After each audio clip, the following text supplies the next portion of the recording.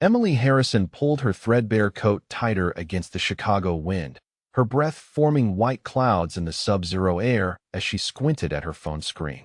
The delivery app glowed mockingly bright against the darkness, showing an address that seemed to lead deeper into the industrial district with each turn. Her beat-up Honda coughed and wheezed through the empty streets, the heater barely functioning as snow pelted the windshield in thick, aggressive flakes. 3 years of nursing school debt hung over her like a guillotine, each monthly payment reminder a fresh wound to her already strained budget. The delivery gig was supposed to be temporary, just until she found work as a registered nurse, but the temporary had stretched into 8 months of late-night food runs and gas station coffee. Tonight felt different though, heavier somehow, as if the universe was preparing to shift everything she thought she knew about survival. The GPS directed her through increasingly desolate streets where streetlights flickered sporadically and broken windows stared like dead eyes. This wasn't the usual college campus route or suburban family neighborhood where she normally delivered. The order itself had been strange too, a simple request for hot soup to an address that didn't match any restaurant she'd ever seen, paid for with a credit card that had gone through without question. Her phone buzzed with a text from her mother asking about rent money again, and Emily's stomach clenched with familiar anxiety. The nursing program had promised good jobs after graduation, but the market was saturated, and her student loans consumed most of her income before she ever saw it. Every delivery meant gas money. Every tip meant another day of keeping her head above water in a city that seemed designed to drown people like her. If you're watching this from somewhere warm tonight, drop a comment and let me know where you are, because this Chicago cold is about to change everything for Emily. Have you ever found yourself in the wrong place at exactly the right time to help someone who desperately needed it? The warehouse district stretched endlessly in every direction, abandoned buildings rising like concrete tombstones against the storm-darkened sky. Emily checked the address again, certain the GPS had malfunctioned, but the blue dot insisted she was close to her destination. The street numbers were barely visible through the snow, painted on buildings that looked like they hadn't seen human activity in years. She pulled up to a massive warehouse structure, its loading dock sealed with rusted metal barriers and windows so dirty they appeared black. The address matched perfectly, but this couldn't be right. No one lived here. No one ordered food to be delivered to an abandoned building in the middle of a blizzard. Emily sat in her car for a moment, engine running, debating whether to call the customer or just mark the delivery as impossible and head home. The sound reached her through the howling wind, faint but unmistakable. Crying. Not the wail of wind through broken glass or the groan of settling metal, but the desperate, urgent cry of a baby. Then another voice joined it, creating a harmony of infant distress that cut through every other noise the storm could produce. Emily's nursing training kicked in immediately, that instinctive response to human suffering that had driven her through every difficult class and clinical rotation.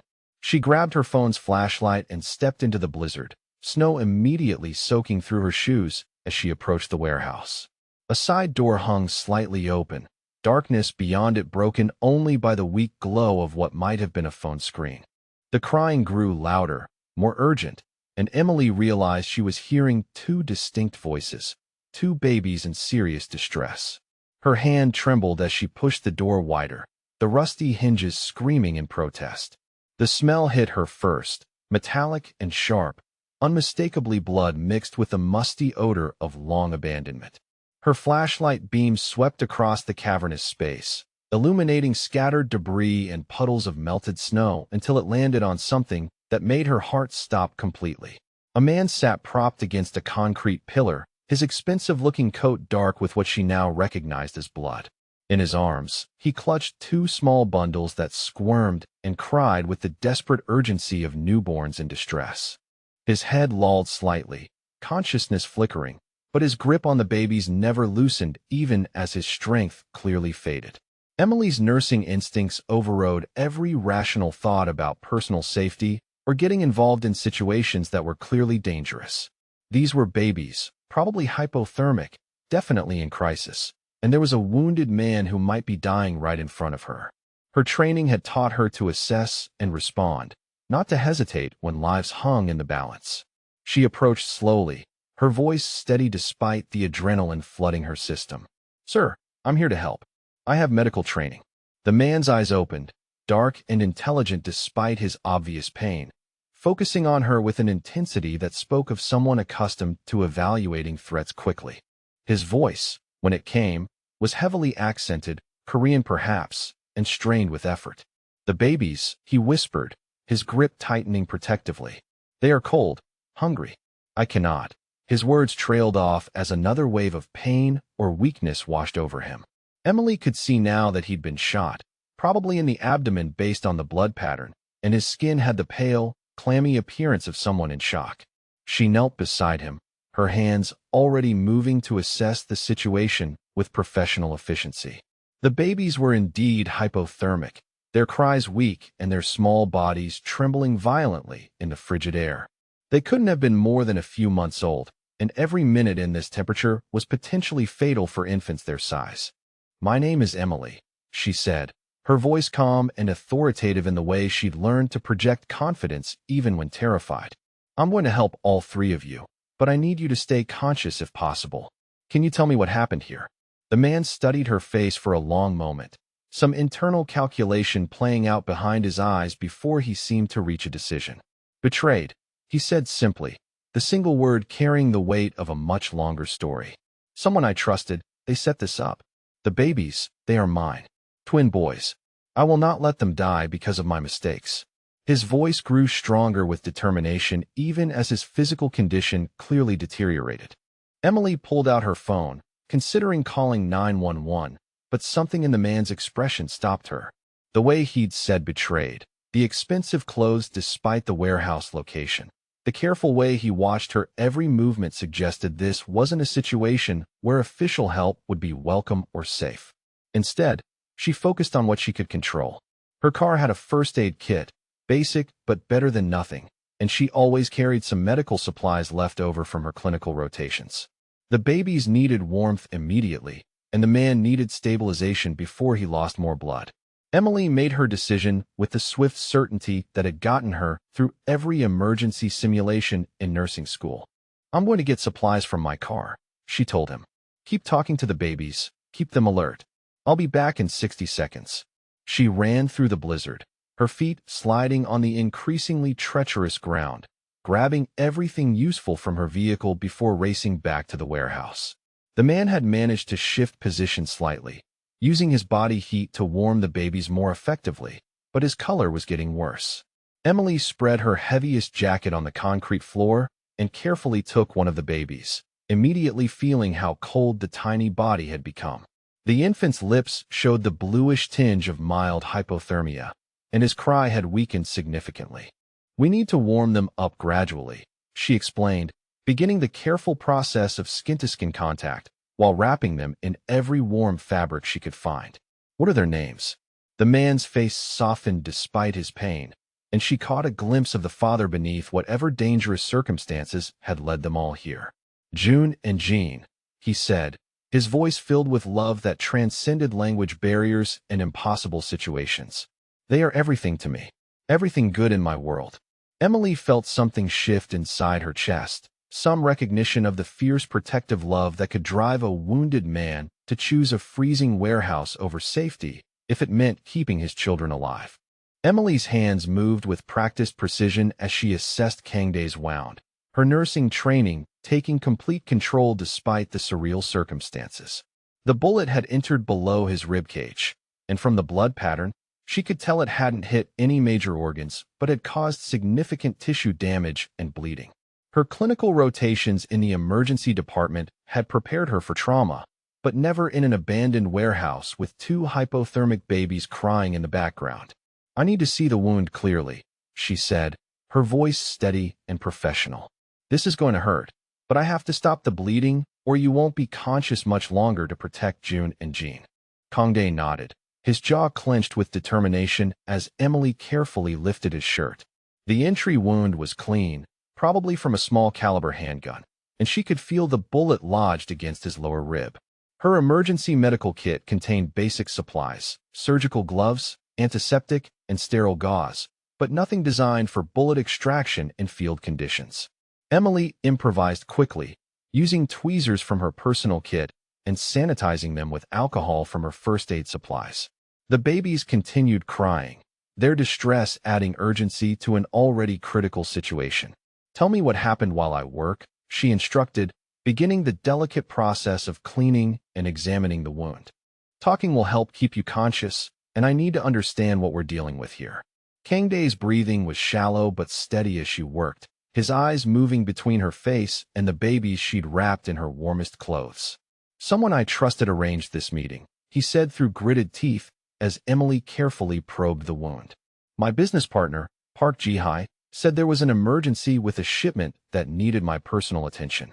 The location was supposed to be secure, but when I arrived, 3 of my own men were waiting with guns drawn."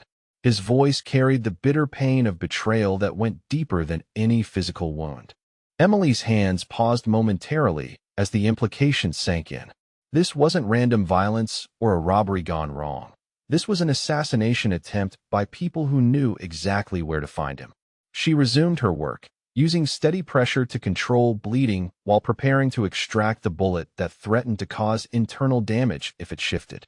"The babies were with you during a business meeting?" she asked, trying to understand the full picture while working. Kangdae's expression softened despite his pain, and she saw the vulnerability beneath whatever dangerous world he normally inhabited.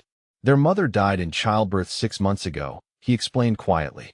"I take them everywhere because I cannot trust anyone else with their safety. Today that paranoia saved their lives and nearly cost them everything." Emily felt something shift in her chest, recognizing the fierce protective love that drove a man to bring infants to what should have been a routine business meeting. She'd seen that same desperation in the pediatric ward, parents who refused to leave their children's bedsides even when exhaustion threatened to collapse them. The bullet was lodged firmly against bone, and removing it would be extremely painful without proper anesthesia. "This is going to be the worst part," she warned, positioning her makeshift extraction tools. "I need you to focus on the babies. Talk to them. Keep them calm while I get this out. On the count of 3. 1, 2. She moved quickly on 2, knowing anticipation would make the pain worse, and Kangdae's body went rigid as she carefully worked the bullet free from damaged tissue. His breathing came in sharp gasps, but he immediately turned his attention to June and Jean, speaking to them in Korean with a voice full of love and reassurance even through his obvious agony. Emily pressed sterile gauze against the wound, applying direct pressure to control the bleeding that threatened to resume. The bullet came free cleanly, and she could see that most of the damage was to soft tissue rather than vital structures. "You're going to be okay," she said, beginning the process of cleaning and bandaging the wound properly. "But we need to get you and the babies somewhere warm and safe. This warehouse isn't random, is it? They knew you'd come here specifically." Kangdae nodded grimly as Emily worked, his color already improving now that the immediate threat was addressed. "Ji-hai suggested this location when he called about the emergency," Kangdae explained. "He said it was private and secure, away from our normal business locations. I should have recognized the trap, but I trusted him completely. We have been partners for 8 years, built our organization together from nothing." Emily finished bandaging the wound, using medical tape to secure the dressing that would hold until they could reach proper medical facilities. The babies had calmed slightly in the improvised warming nest Emily had created, but they still showed signs of cold stress and hunger. She'd managed to raise their core temperature using body heat and insulation, but they needed formula and a consistently warm environment soon. June was showing better color, but Jean remained pale and lethargic in a way that concerned her nursing instincts. "How far are we from safety?" she asked, helping Kangdae into a sitting position that would be more comfortable and stable.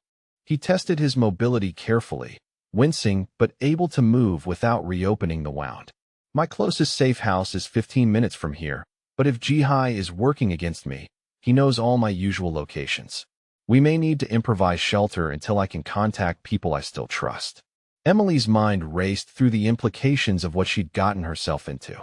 A few hours ago, her biggest worry was making rent money and finding enough delivery runs to cover gas. Now she was treating gunshot wounds and helping a man who spoke casually about safe houses and business organizations that apparently involved armed betrayals. Yet looking at the babies and seeing Kangdae's obvious devotion to protecting them, she felt no desire to abandon them to face this crisis alone. The sound of vehicles outside cut through their conversation, engines running slowly as if searching for something specific. Kangdae's entire body tensed, his hand moving protectively toward the babies even as his other hand reached inside his coat for what Emily assumed was a weapon. She killed her phone's flashlight immediately, plunging them back into darkness broken only by the faint glow from the windows. "They found us," Kangdae whispered, his voice carrying grim certainty. "Jihai must have tracking on my phone or car. We need to move now, through the back of the building if there's an exit." Emily gathered the babies quickly, wrapping them securely in the warmest layers she had while Kangdae struggled to his feet with obvious effort. The vehicles outside grew closer, their headlights beginning to sweep through the broken windows of the warehouse.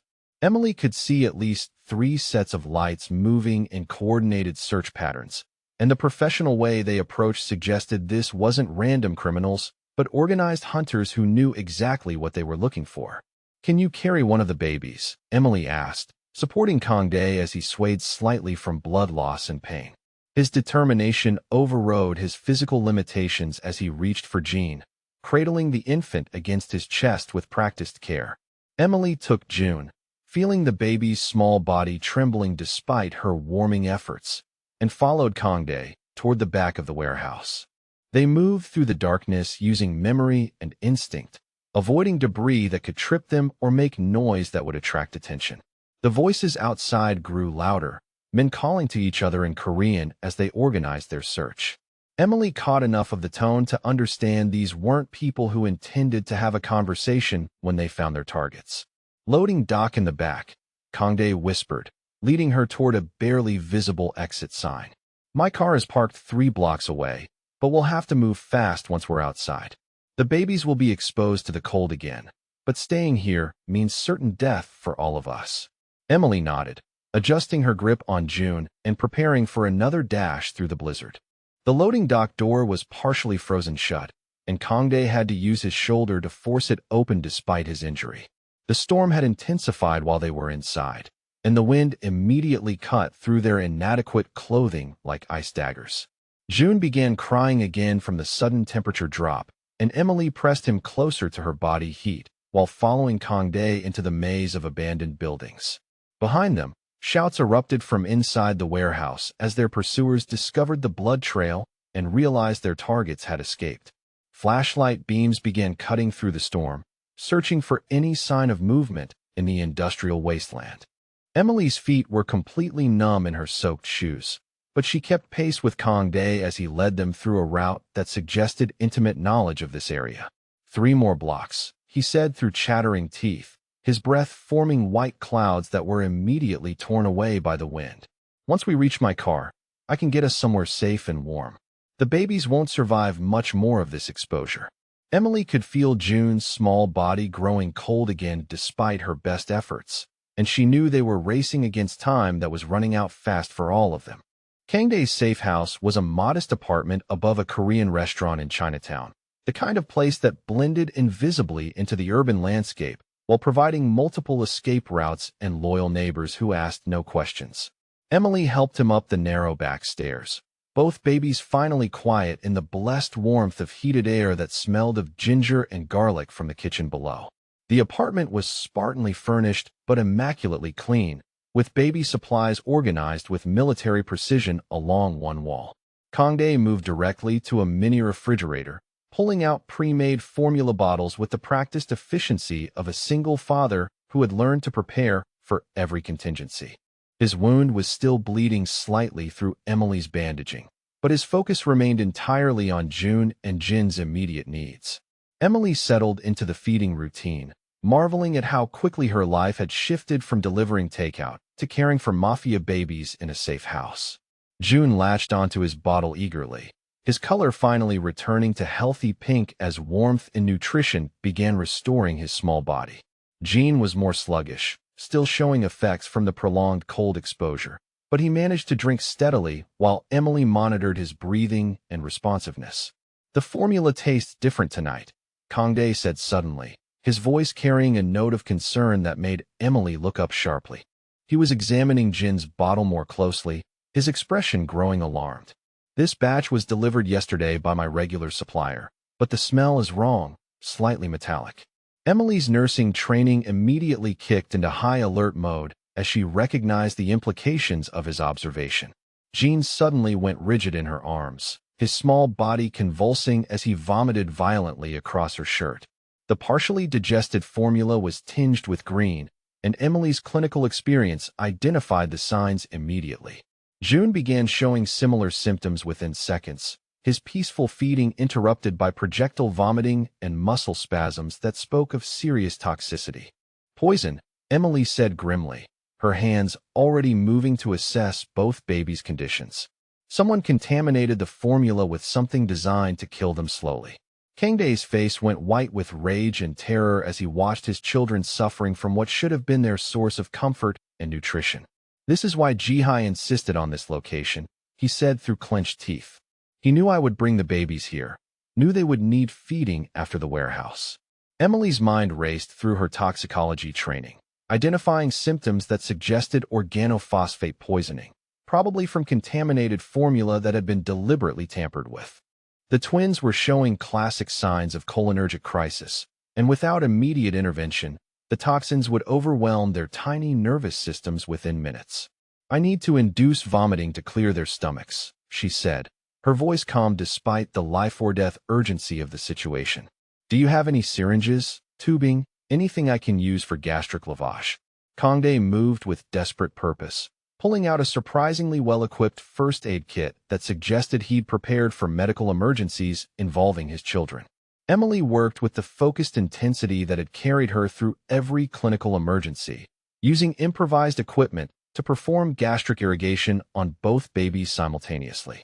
Their small bodies fought against the procedure, but she knew that every moment the poison remained in their systems increased the risk of permanent neurological damage or death. The restaurant owner downstairs, she said while working, can we trust him to help or call for medical assistance? Kangdae shook his head grimly as he held June steady during the procedure. Kim is loyal, but calling attention to this location compromises everyone. Jihai has contacts throughout the medical community, people who would report if we showed up at any hospital with poisoned babies and gunshot wounds. June's condition began improving first, his muscle spasms decreasing as Emily successfully cleared most of the contaminated formula from his system. Jean was more severely affected, his breathing becoming labored as the toxins attacked his nervous system more aggressively. Emily increased the irrigation frequency for Jean while monitoring his vital signs with growing concern. The delivery order, Kangdae said suddenly, his voice carrying dawning realization. The food delivery that brought you to the warehouse, that was no coincidence either. Emily paused in her treatment, the implications hitting her like a physical blow. Someone had orchestrated every detail of the evening, from her being sent to the specific location to the poisoned formula waiting in the safe house. My delivery app was hacked, she said, pieces of the puzzle falling into place with terrifying clarity. Someone created a fake order, spoofed the GPS coordinates, and made sure I would be the one to find you. They used me as an unwitting accomplice in their assassination plan. The realization that she'd been manipulated from the very beginning filled her with cold fury that matched Kangdae's protective rage. Jihai knew I would never abandon my children, Kangdae continued, his voice thick with betrayal and grief. Even wounded, even dying, I would bring them to safety first. He counted on my love for them to lead us exactly where he wanted us to be. Emily felt the calculated cruelty of the plan. Using a father's devotion and innocent babies as weapons in a power struggle she was only beginning to understand. Jin's breathing stabilized as the gastric lavage finally cleared the majority of toxins from his small system. Both babies were exhausted and dehydrated but alive, their color returning to normal as Emily continued monitoring their recovery. She'd managed to save them from what would have been an agonizing death disguised as feeding time in their father's safe house. We can't stay here, Emily said, recognizing that Jihai's knowledge of Kangdae's routines made every familiar location a potential trap. If he knows about the formula delivery, he knows about this apartment, probably has people watching for our arrival. Kangdae nodded, already moving to pack emergency supplies while Emily wrapped the babies in clean blankets. The depth of the betrayal was staggering in its calculation and cruelty. Jihai hadn't simply wanted Kangdae dead. He'd orchestrated a plan that would have killed the babies slowly while their father watched helplessly, using the tools of care and protection as weapons of destruction. Emily realized she'd moved far beyond accidentally helping strangers in crisis to becoming actively involved in a war where children were acceptable casualties. Her phone buzzed with notifications from the delivery app, automated messages asking about the completed order and requesting customer feedback ratings. The normalcy of the corporate algorithms felt surreal against the backdrop of life-and-death medical intervention and assassination plots. Emily turned off the phone, recognizing that digital communication had already been compromised and used against them once. "Where can we go that Jihai doesn't know about?" she asked, helping Kangdae organize baby supplies for rapid departure. He paused in his packing, studying her face with an expression that mixed gratitude with something deeper, more personal. "There is a place," he said quietly, "but going there means you become part of this permanently.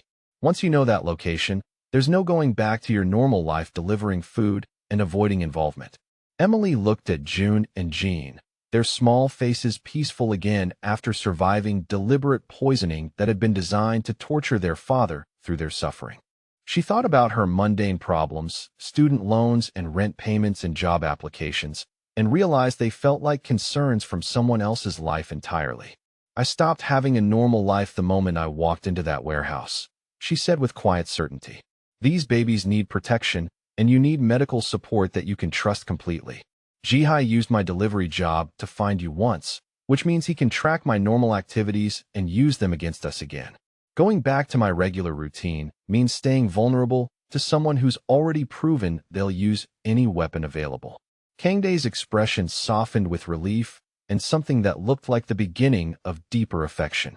The crisis had forged a bond between them that went beyond gratitude or convenience, built on shared protection of innocence and mutual trust in impossible circumstances.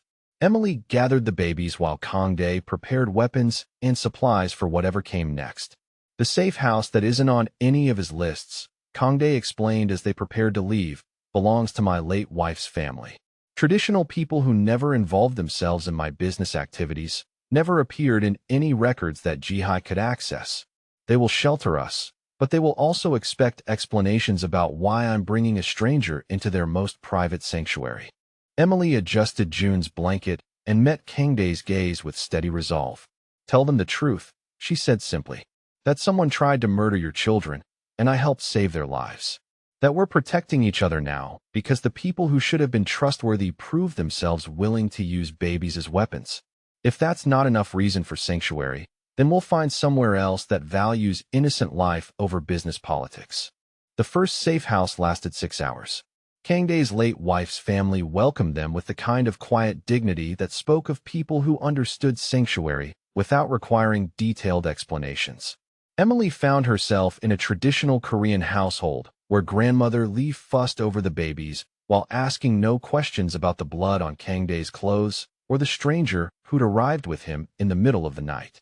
The peace shattered when Kangdae spotted unfamiliar vehicles circling the block, their occupants making no effort to appear casual as they studied the building's exits and entrances. Jihai's reach extended further than anyone had imagined, his network of informants apparently including people who monitored even the most private family connections. "We leave now," Kangdae said quietly, his voice carrying the weariness of someone who'd hoped for respite but found only continued pursuit. Emily gathered the babies with practiced efficiency, having learned to pack quickly and move without hesitation when safety demanded immediate departure. Grandmother Lee pressed containers of food and clean blankets into their hands, her eyes bright with tears she refused to shed for grandchildren she might never see again. The second safe house was a warehouse apartment in an industrial district, sparse and utilitarian but warm and secure. Emily spent the quiet hours between midnight and dawn learning to care for June and Jean, while Kangdae slept fitfully on a couch positioned to watch all entrances.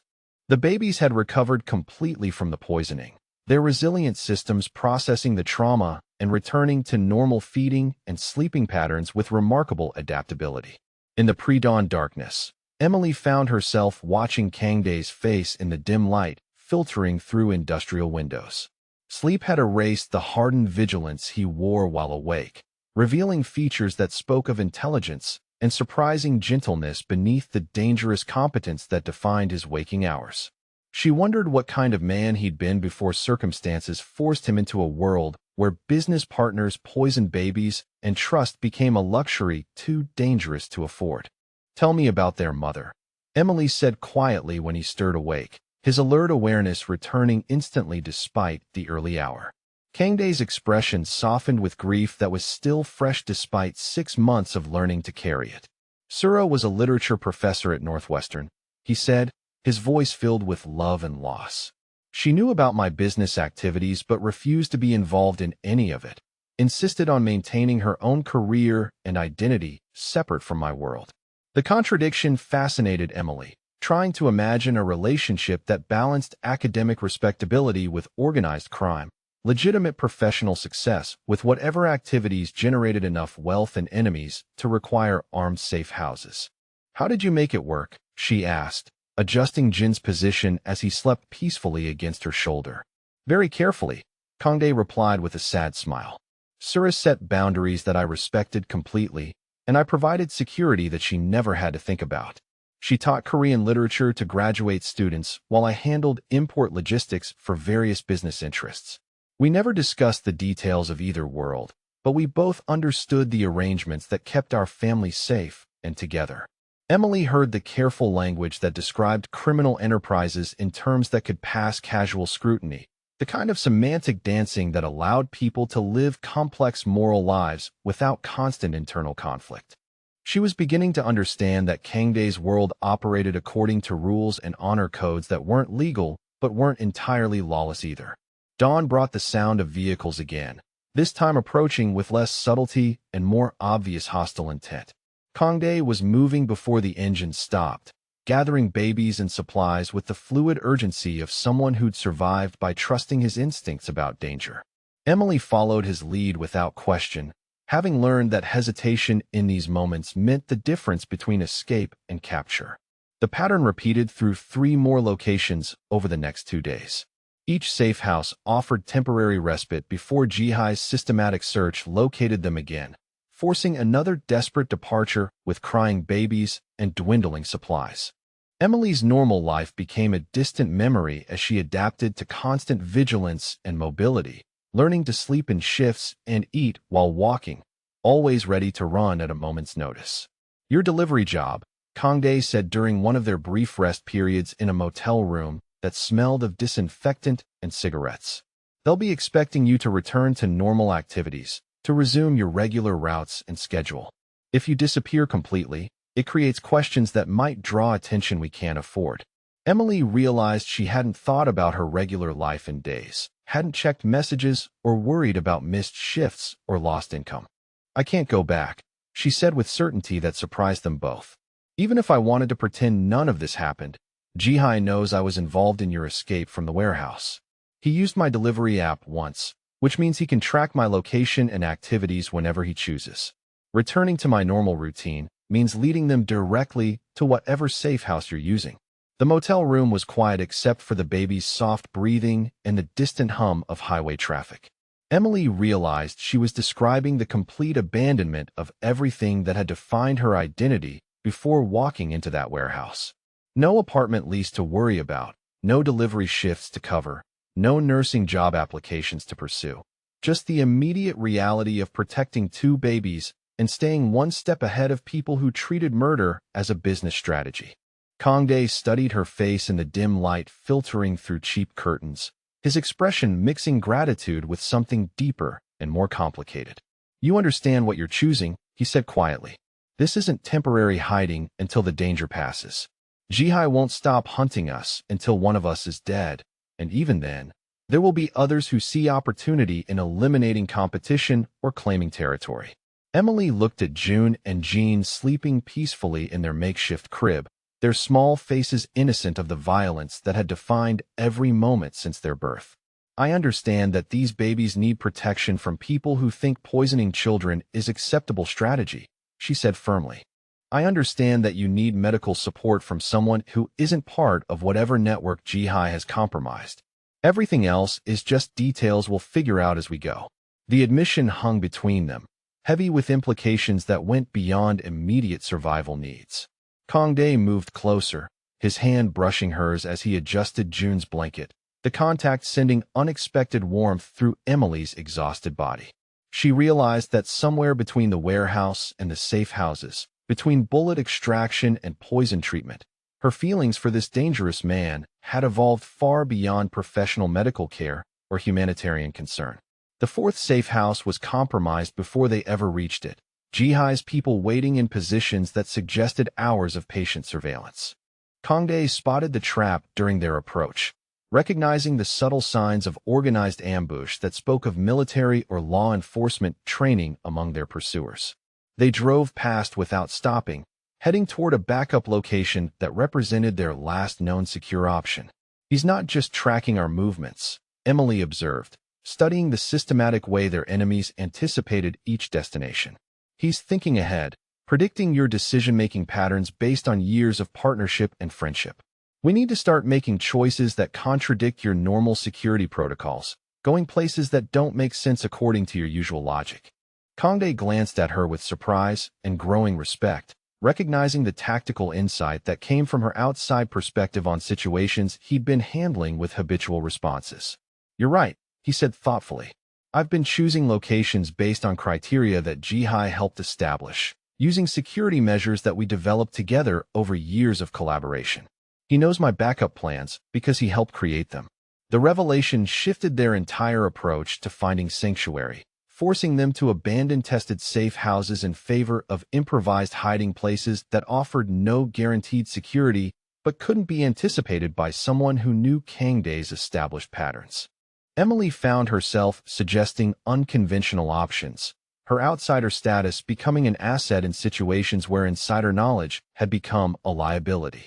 They ended up in a 24-hour laundromat in a neighborhood that mixed college students with working immigrants, the kind of place where people minded their own business and asked no questions about customers who stayed too long or carried unusual amounts of baby supplies.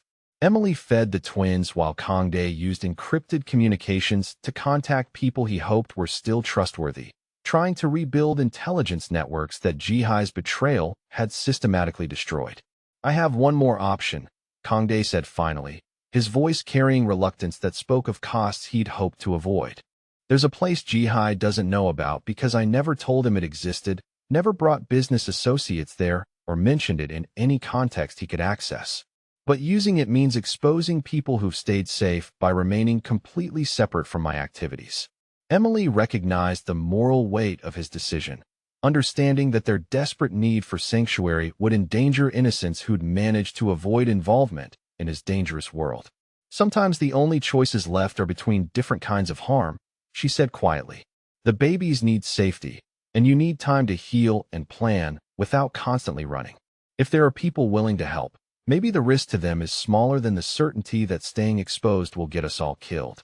Kangdae's final safe house was a farmhouse an hour outside the city, owned by his late wife's cousin who'd married an American veteran and built a quiet life raising organic vegetables and avoiding the complications of urban Korean community politics. Emily felt the profound peace of the rural setting as they approached, imagining how different her life might have been if she'd made choices that led toward simplicity instead of the chaos that had consumed her world. The farmhouse lasted until dawn. The farmhouse alarm came at dawn, a simple text message from the cousin's security system that someone had triggered the perimeter sensors near the main road. Kangdae was instantly alert, his hand moving to the weapon he kept within easy reach even during sleep. Emily gathered the babies with movements that had become automatic, wrapping them efficiently while scanning for the emergency supplies they'd learned to keep packed and ready. Through the kitchen window, Emily counted at least 8 vehicles approaching in coordinated formation, their occupants moving with the disciplined precision of military or law enforcement personnel rather than common criminals. These weren't street thugs hired for quick violence, but professionals who understood tactics and had planned this assault with careful attention to containing all escape routes. The back exit leads to a barn with vehicle access, Kangdae said, his voice calm despite the impossible odds they faced. If we can reach my car, there's a chance we can break through their perimeter before they complete the encirclement. Emily followed him through the house, babies clutched against her chest, while gunfire erupted from multiple directions as their pursuers abandoned subtlety in favor of overwhelming force. The barn offered temporary cover, but Emily could see that Jihai's people had anticipated this route and positioned themselves to control the vehicle exit. Through gaps in the weathered wood, she watched armed figures moving with professional coordination, their equipment and communication suggesting resources that went far beyond typical criminal organization capabilities. Emily's heart stopped as she recognized one of the approaching figures, his familiar walk unmistakable even beneath tactical gear and communication equipment. Marcus, her older brother, moved among Jihai's forces with the easy familiarity of someone who belonged there, his weapon held with competence that spoke of training she'd never known he possessed. "That's my brother," she whispered, her voice barely audible above the sound of approaching vehicles and shouted commands in Korean. Marcus was supposed to be working construction in Milwaukee, living a quiet life with his wife Carmen and their 2 young daughters. Seeing him armed and coordinating with people who wanted to kill babies shattered Emily's understanding of everything she thought she knew about her family. Kangdae followed her gaze, his expression grim as he assessed this new complication in what was already an impossible situation. "Family connections make everything more dangerous," he said quietly. "Either he's been working with Jihai from the beginning, or someone is using leverage against him to ensure his cooperation. Both possibilities mean we can't trust him to help us, no matter what your history together might suggest." The tactical radio chatter grew closer as the assault team prepared for final approach, their voices discussing room-clearing procedures and civilian casualty protocols with the casual professionalism of people who'd done this work many times before. Emily realized they were planning to take the farmhouse systematically, eliminating any resistance while securing whatever they'd come to retrieve. Marcus's voice cut through the radio noise, speaking in English rather than Korean as he addressed someone in command authority. "The kids are definitely inside, along with the target and the delivery girl. Recommend we move fast before they can establish defensive positions or call for backup support." Emily felt sick hearing her brother refer to her in operational terms, as if she'd become a problem to be solved rather than family to be protected. "We have to surrender," Emily said suddenly, the words tasting like ash in her mouth. "If I go out there and talk to Marcus, maybe I can convince him to let us leave with the babies. He's my brother. He wouldn't hurt children even if he's involved in whatever this is about." Kangdae's expression showed he understood her desperate hope, while recognizing the fatal naivety of trusting family bonds in situations where professional loyalty and personal threats created stronger motivations. "Your brother is here because Jihai has leverage over him," Kangdae replied firmly. "Going out there means putting yourself within reach of people who've already demonstrated they'll poison babies to achieve their objectives. Whatever threats they're using to control Marcus, adding you to their prisoner count only gives them more power over everyone you care about."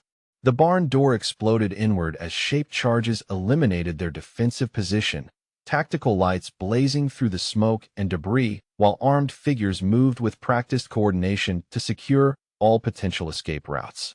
Emily found herself face to face with Marcus, his expression hidden behind tactical goggles, but his voice unmistakably familiar as he called for her to surrender peacefully. "Emily, you need to come with us right now," Marcus said, his weapon pointed toward Kangdae while his body language suggested conflicted emotions beneath professional composure. "These people are dangerous criminals who've been using you to avoid legitimate law enforcement.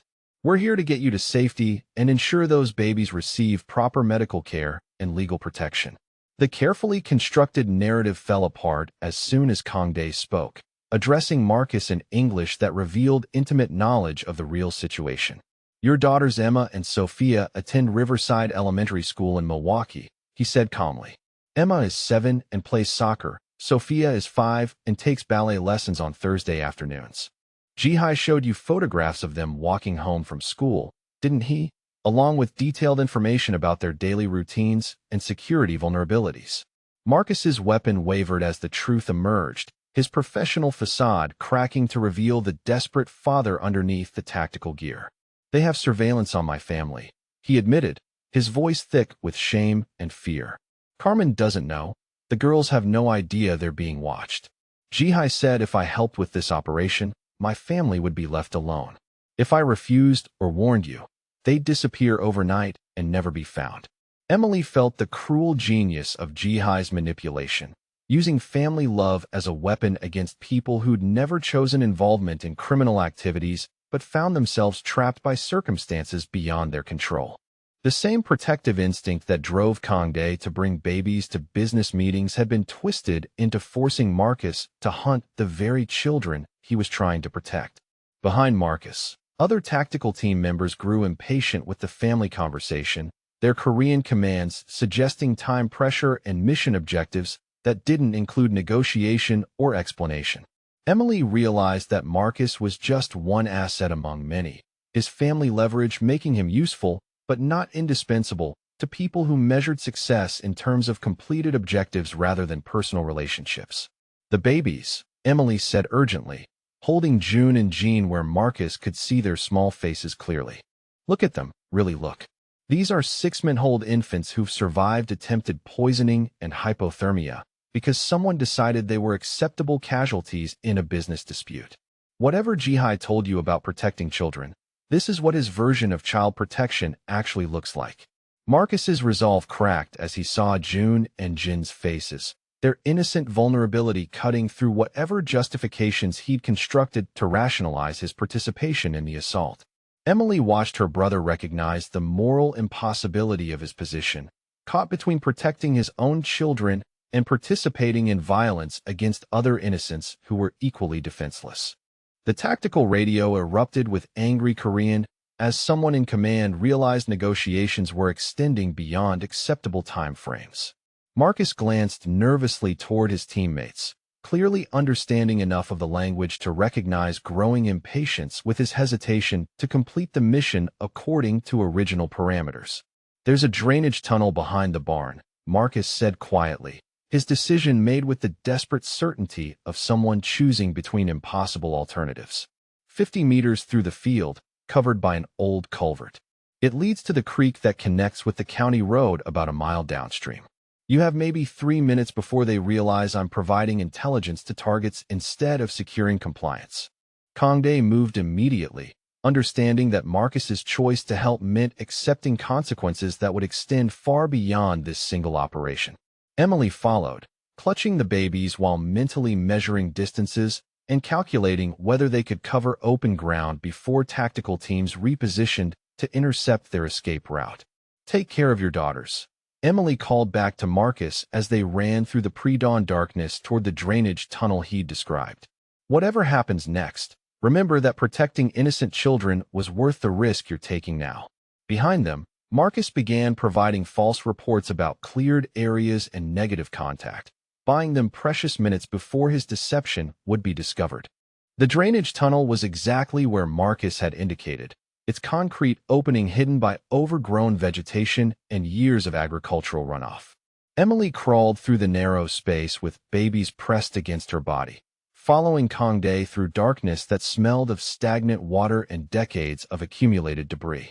They emerged at the creek as dawn light began filtering through bare winter trees, their clothing soaked and muddy, but their escape successful thanks to Marcus's intelligence and sacrifice.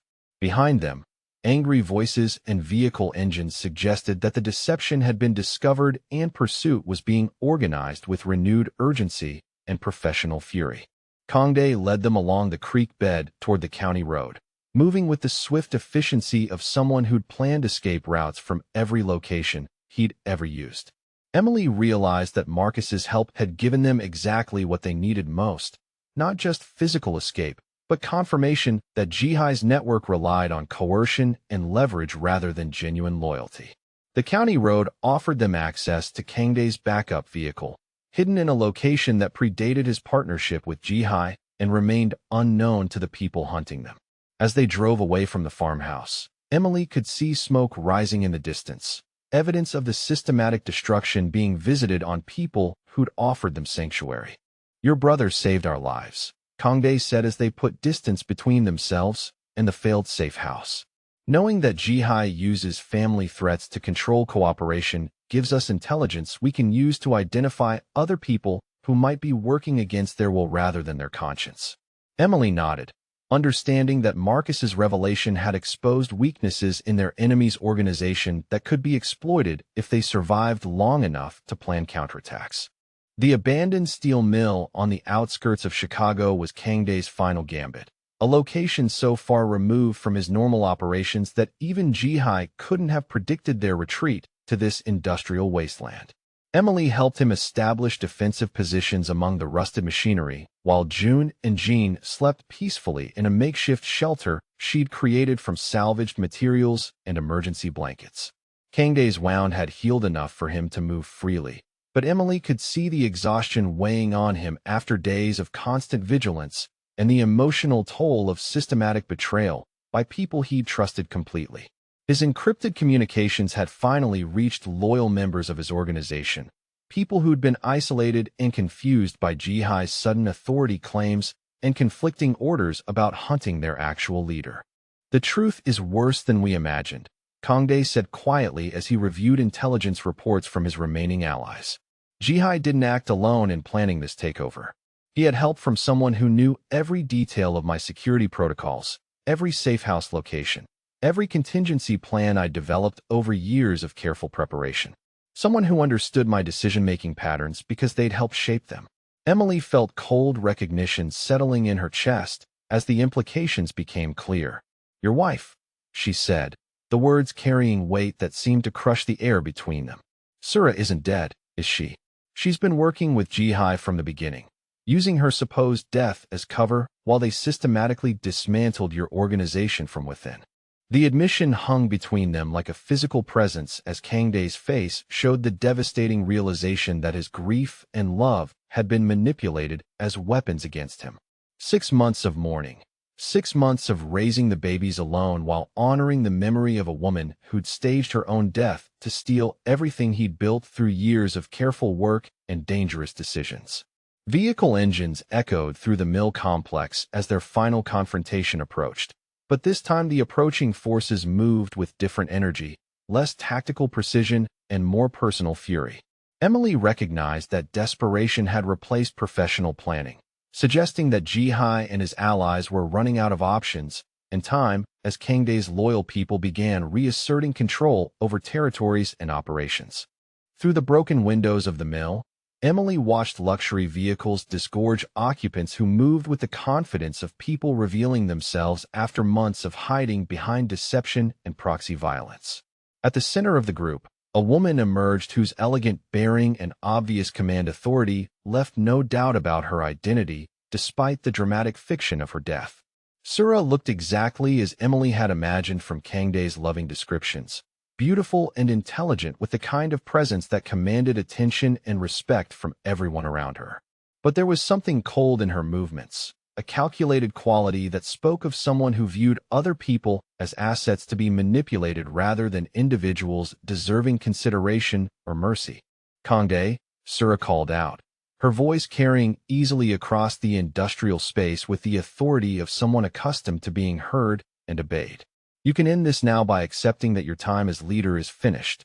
Sign over operational control to Jihai, and take your children somewhere far away where you can live quietly without interfering in business that no longer concerns you. Emily felt Kangdae's tension as he processed seeing his supposedly dead wife alive and threatening him with the casual confidence of someone who held all the strategic advantages. The woman he'd mourned and the babies he'd protected were revealed as pawns in a power struggle that had been orchestrated with breathtaking cruelty and calculation. The babies were never in real danger, were they? Kangdae replied, his voice carrying bitter realization. You made sure the warehouse trap wouldn't actually kill them, just wound me enough to make escape difficult. The poison formula was designed to make them sick but not die, creating medical crisis that would force me to rely on outside help and expose my location patterns. Sura's smile confirmed his analysis while revealing the depth of manipulation that had shaped every crisis they'd survived together.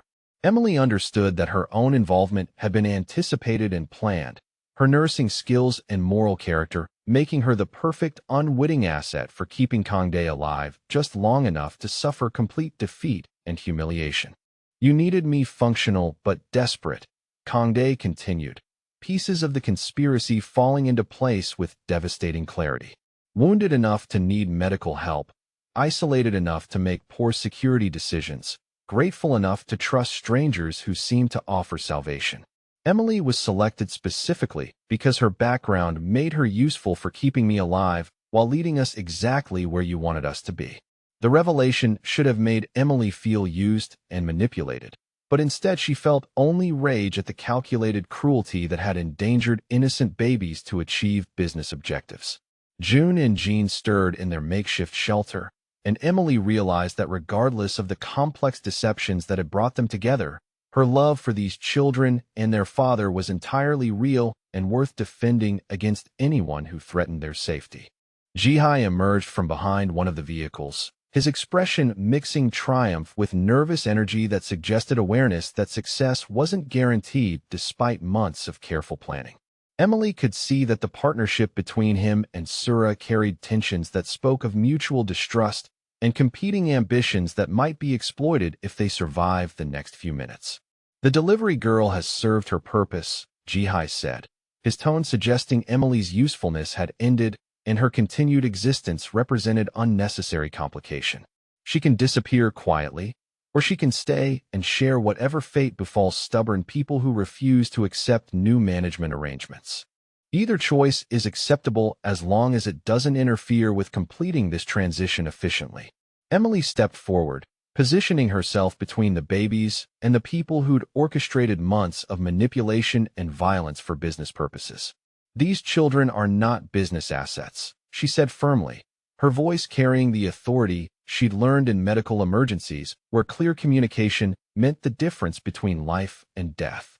They're innocent babies who deserve protection from adults who think poisoning infants is acceptable strategy for corporate takeovers.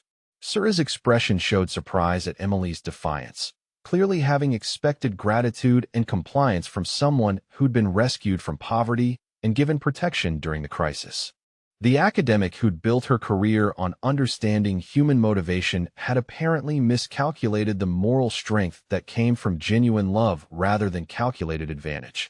Behind them, the sound of additional vehicles arriving changed the tactical balance as Kangdae's loyal supporters finally located their missing leader and converged on the steel mill with the focused intensity of people reclaiming what had been stolen from them. Emily realized that Sura's confidence had been based on controlling the timeline and location of final confrontation, advantages that were disappearing as circumstances shifted beyond her careful planning.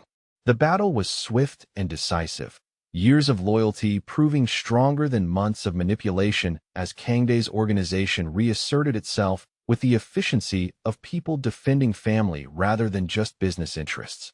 Emily found herself treating wounded allies while Kangdae and his supporters systematically dismantled the conspiracy that had threatened everything they'd built together.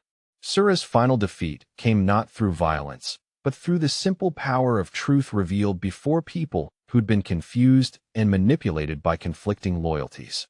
When faced with clear evidence of her deception and the systematic endangerment of innocent children for personal gain, even her most committed supporters recognized the moral bankruptcy of leadership that would poison babies to achieve business objectives.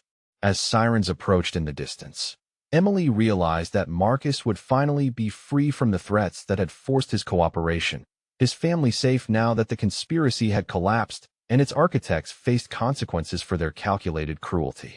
The babies slept peacefully through the resolution of conflicts that had shaped their entire lives, their small faces innocent of the violence that had been visited on them by adults who should have protected them.